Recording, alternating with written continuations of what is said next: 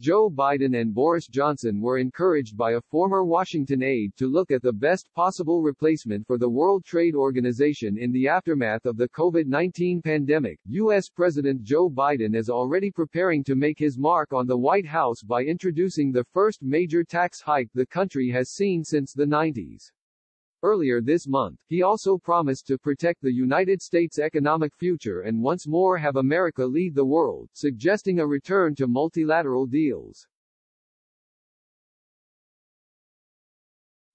However, it remains to be seen how he will approach the World Trade Organization (WTO), which handles the global rules of trade between countries, especially as his predecessor Donald Trump intended to upend the institution. Prime Minister Boris Johnson also locked horns with the new head of the WTO last month, when he was criticized for refusing to share Britain's vaccine supply with poorer nations until the UK has a surplus. As the US and the UK helped establish the foundations of the organization after the economic devastation brought on by World War II, it's worth considering if the WTO needs to adjust in the COVID era, especially as the effects of the pandemic are expected to linger. Former head of research to George W. Bush, Peter Ruff, told Express.co.uk that the WTO is fading. He explained, "I would say that throughout World War II, the post-war global political economy was tabula rasa. It had to be constructed anew.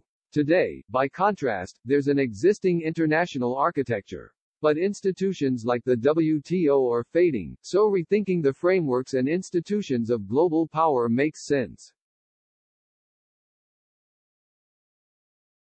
To continue the theme of trade, since I mentioned the WTO, some say linking a trans-Pacific partnership and transatlantic trade bloc into a trading group of liberal democracies would make for the best possible replacement of the WTO.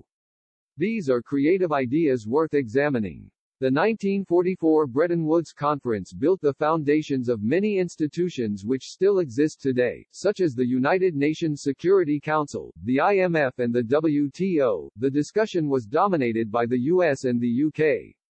However, Mr. Ruff suggested the dynamics would be different this time around.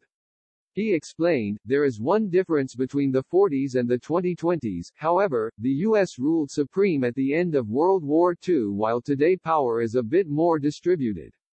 So it is not nearly as easy for the US and UK to assert their will."